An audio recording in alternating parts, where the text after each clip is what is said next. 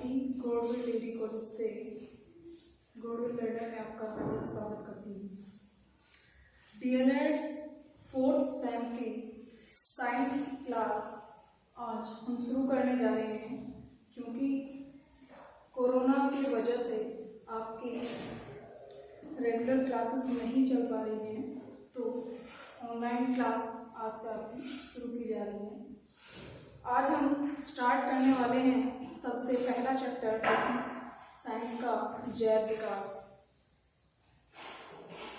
जैव विकास का मतलब क्या होता है? जैव विकास का मतलब है कि पृथ्वी जब बनी थी तो स्टार्टिंग में ही सबसे पहले ऐसा नहीं था कि जटिल प्रकार के जीव आ चुके थे। सबसे पहले सरल चीजें आई और उसके बाद में धीरे धीरे चेंजेस हुए और आज जो जीव दिखाई देते हैं वो विकसित हुए। तो जैव विकास की डेफिनेशन क्या हो सकती है कि कालांतर में सरल प्रकार के जीवों से जटिल प्रकार के जीवों का क्रमिक परिवर्तनों द्वारा विकास क्या कहलाएगा? जैव विकास कहलाता है। ठीक है, समझ गए होंगे आप ये कि सरल प्रकार के जीव सबसे पहले आए होंगे और उसके बाद में धीरे धीरे थोड़ा थोड़ा परिवर्तन होता गया और बहुत लंबे समय के बाद में जटिल प्रकार के जीव विकसित हुए। तो ये हुई जैव विकास की बात। इस जैव विकास के बारे में किसने बताया? कौन कौन से साइंटिस्ट थे, जिनमें से कुछ ने कुछ मुख्य सिद्धांत दिए, इनके बारे में हम देखते हैं। सबसे पहले देखते हैं हम लेमार्क के बारे में। लेमार्क ने 1744 में 1744 में लेमार्क ने दिया था उपार्जित लक्षणों की वंशावली का सिद्धांत इन्होंने दिया था। इन्होंने क्या कहा था कि जो जीव होते हैं वो वातावरण के प्रभाव से, यानी जब वातावरण में कोई ना कोई चेंज होता है तो जीव भी अपने आप खुद में कोई ना कोई चेंज करते हैं। कोई अंग ज्यादा यूज करते हैं तो कोई अंग कम यूज करते हैं।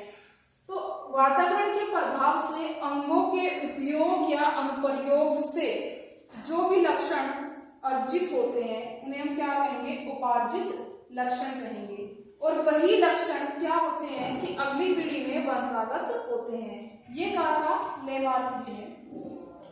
तो इनके अनुसार वातावरण के प्रभाव से जीवों का अंगों के प्रयोग और अनुप्रयोग द्वारा कुछ लक्षण प्रभावित होते हैं और वो लक्षण उपार्जित लक्षण कहलाते हैं और वो एक पीढ़ी से दूसरी पीढ़ी में वंशागत होते हैं। तो इन्होंने दिया था उपार्जित लक्षणों की वंशावली का सिद्धांत। इनका कहना यह था कि अगर हम किसी अंग का इस्तेमाल ज्यादा करते हैं तो वो ज्यादा विकसित होता है और अगर किसी अंग का इस्तेमाल हम कम करते हैं तो वो धीरे धीरे खत्म हो जाता है, विलुप्त हो जाता है। ठीक है, तो इन्होंने अंगों के उपयोग और अनुप्रयोग के बारे में बताया था।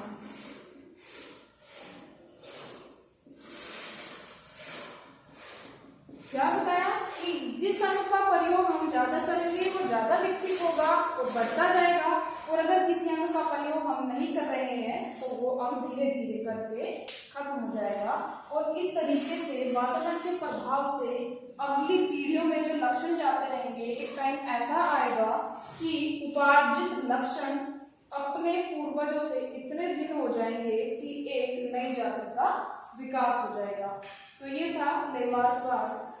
लेकिन अगर देखा जाए, अगर हम किसी अंग का प्रयोग कर रहे हैं वो तब तक अगली पीढ़ी में नहीं जाता है जब तक कि जनन कोशिकाओं में वो अंग ना चला जाए, वो परिवर्तन ना हो जाए। इनकी जो आलोचना की थी एक साइंटिस्ट थे वीजमान, उन्होंने क्या किया था? वीजमान नाम के एक वैज्ञानिक थे। इन्होंने क्या किया था, चूहों पे प्रयोग किया था, चूहों पे प्रयोग किया था।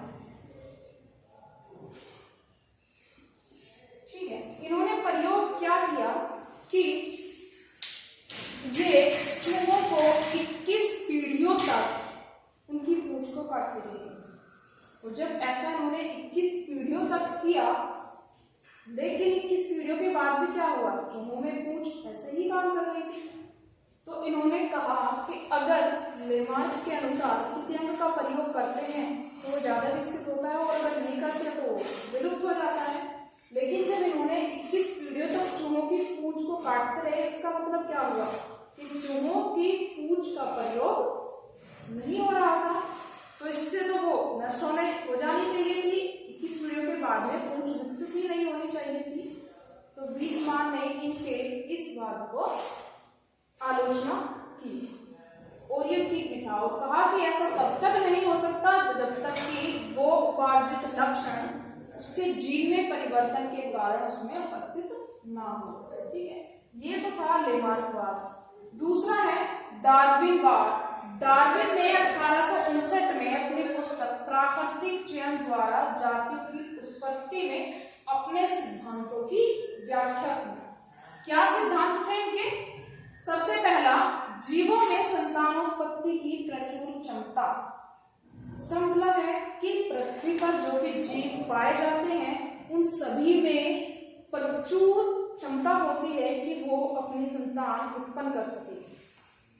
लेकिन अगर ऐसा ही होता, अगर देखा जाए अलग अलग जीवों में अलग अलग कैपेसिटी होती है, अगर सभी के सभी संतानें जीवित रहने लगे तो पृथ्वी पर कहीं भी जगह नहीं बचेगी।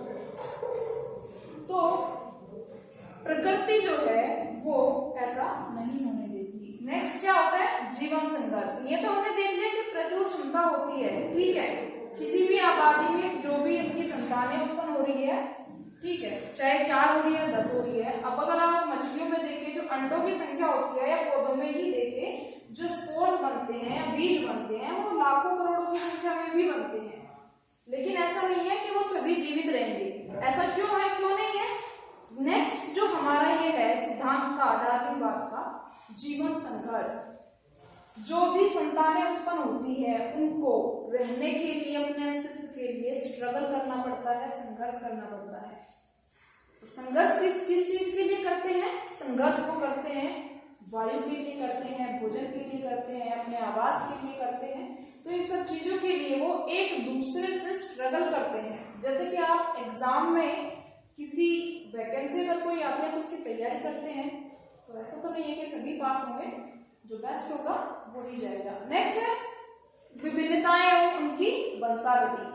विभिन्नताओं का मतलब है कि लैंगिक रूप से जनन करने वाली जो भी जीव होते हैं उनकी संतानें एकदम समान नहीं होती हैं। उनमें कोई ना कोई अलग अलग लक्षण जरूर होते हैं। अगर आप किसी जुड़वा को भी देख ले, जुड़वा बहन या जुड़वा भाई को भी देख ले, तो उनमें भी कोई ना कोई अंतर जरूर मिलेगा। तो उनको हम क्या कहते हैं? विभिन्नताएं कहते हैं। तो प्रकृति के अनुसार ऐसी विभिन्नताएं जो पर्यावरण के अनुसार लाभदायक होती हैं वो अगली पीढ़ी में जाती हैं, और जो पर्यावरण के अनुसार लाभदायक नहीं होती वो अगली पीढ़ी में नहीं जाती। ऐसा डार्विन का मानना था। नेक्स्ट है योग्यतम की उत्तरजीविता तथा प्राकृतिक चयन। अब योग्यतम की उत्तरजीविता का क्या मतलब है? पिछला क्या पढ़ा हमने? विभिन्नताएं। अब देखिए किसी जीव में जो विभिन्नताएं लाभदायक है, यानी प्रकृति ने किसका चयन किया? लाभदायक विभिन्नताओं का। लैंगिक रूप से उत्पन्न हुए ऐसे जीव जो जीवन संघर्ष में सफल होते हैं और अपने आप को बेस्ट दिखाते हैं, प्रूव करते हैं, उसको क्या कहते हैं? योग्यतम कहते हैं। और जीवित वही रहता है जो बेस्ट होगा, जो जीवन संघर्ष में सफल होगा, जिसमें सभी विभिन्नताएं जो है लाभदायक होंगी, वही योग्यतम होगा। और प्रकृति जो है उसी का चयन करेगी जो बेस्ट होगा। ठीक है, नेक्स्ट है नई जाति की उत्पत्ति। डार्विन ने कहा था कि विभिन्नताएं धीरे धीरे इतनी बढ़ जाती कि कुछ टाइम के बाद में पूर्वजों से जो इतनी विभिन्नताएं इकट्ठा हो जाती है कि वो एक नई जाति के रूप में अलग दिखाई देती है, उसको एक नई जाति का नाम दे दिया जाता है। यानी कई पीढ़ियों के बाद में विभिन्नताएं इतनी बढ़ गई कि उसको हम एक अलग जाति की मान लेते हैं। ठीक है, तो ये तो था डार्विन के बारे में। एक इनके अलावा इन्होंने बताया था कि अनुकूलन, यानी जीव खुद को वातावरण के अनुसार बदल देते हैं, उसको क्या कहते हैं, अनुकूलन कहते हैं। तो नई जाति की उत्पत्ति कैसे होती है, डार्विन ने बताया था विभिन्नताओं और योग्यता की उत्तरजीविता के द्वारा। जो इनका जो वाद था उसको कहते हैं प्राकृतिक चयन का सिद्धांत कहते हैं। ठीक है, इनके बाद में जो आए एक साइंटिस्ट आए, ह्यूगो डी व्रीज। कौन आए, ह्यूगो डी व्रीज आए। इन्होंने किसके बारे में बताया, इन्होंने बताया उत्परिवर्तन के बारे में। इन्होंने कहा कि उत्परिवर्तन जो है, उत्परिवर्तन से मतलब कि अकस्मात यानी अचानक होने वाले परिवर्तनों को उत्परिवर्तन कहते हैं। अचानक होने वाले परिवर्तन कहाँ पे, आनुवंशिक पदार्थ में होने वाले उत्परिवर्तन। ठीक है, उत्परिवर्तन छोटे मोटे उत्परिवर्तन की बात नहीं। ह्यूगो डी व्रीज ने कहा था कि उत्परिवर्तन छोटे नहीं होते, ये कभी कभी इतने बड़े होते हैं कि वो उससे नई जाति का विकास हो जाता है। ये था उत्परिवर्तनवाद। इसके बाद में आया नव डार्विनवाद। नव डार्विनवाद उन सभी को मिलाकर हम बोलते हैं, जैसे ह्यूगो डी व्रीज ने उत्परिवर्तन के बारे में बताया था, डार्विन जी ने जो एक कैरेक्टर्स ये कुछ बताया कि विभिन्नताएं के बारे में बताया था, प्राकृतिक चयन के बारे में बताया था, और लेमार्कवाद के अनुसार उपार्जित लक्षणों की वंशावली के बारे में उन्होंने बताया था। इन सभी को मिलाकर इनमें से जो इम्पोर्टेंट चीजें थी, जो सही चीजें थी, उन्हीं को मिलाकर हम क्या कहते हैं, नव डार्विनवाद या आधुनिक संश्लेषणवाद कहते हैं। इसके अनुसार विभिन्नताएं जो उत्पन्न होती है वो कब होती हैं, विभिन्नताएं उत्पन्न कब होती हैं, जब लैंगिक रूप से जब जन्म होता है वहां पे जीन में परिवर्तन होता है, फिर डीएनए में परिवर्तन होता है, और उस जब वो परिवर्तन होगा उसी से क्या होगा, धीरे धीरे वो परिवर्तन मिलकर इतनी विभिन्नताएं उत्पन्न करेगी कि उससे एक नई जाति विकसित हो जाती है। सीधे सीधे नई जातियों की उत्पत्ति पुरानी जातियों के जीन्स में परिवर्तन के कारण होती है। अब ऐसा लेमार्क के अनुसार वातावरण के प्रभाव से हो सकता है, लेकिन कब, जब वो उपार्जित लक्षण कब होंगे, जीन में परिवर्तन के कारण अगली पीढ़ी में वंशागत होंगे। ठीक है, तो ये जैव विकास के कुछ सिद्धांत थे। चलिए इसी के साथ में देखते हैं कि लेमार्क ने और डार्विन ने जो जिराफ के ऊपर अपने विचार प्रस्तुत किए थे उनके बारे में एक बात सुन लीजिए। लेमार्क ने कहा था कि पृथ्वी पर धीरे धीरे जिराफ की पत्तियां खाने से वो नीचे की तरफ खत्म हो गई। तो धीरे धीरे जब जिराफ पत्तियों को खाते रहे तो वो नीचे खत्म होती रही, लेकिन जब पेड़ों की ऊंची पत्तियों को खाने के लिए उन्हें क्या करना पड़ा, अपने अंगों का इस्तेमाल, कौन से अंगों का, अगली टांगों का और अपनी गर्दन को उचकाना पड़ा, जिससे क्या हुआ कि वो उनका जब प्रयोग करते थे तो वो धीरे धीरे क्या हो गया, उपार्जित हो गया। वातावरण के प्रभाव से उस अंग का उन्होंने क्या किया, उपयोग किया, और जो अंग का उपयोग करते हैं लेमार्क के अनुसार वो ज्यादा विकसित होता है।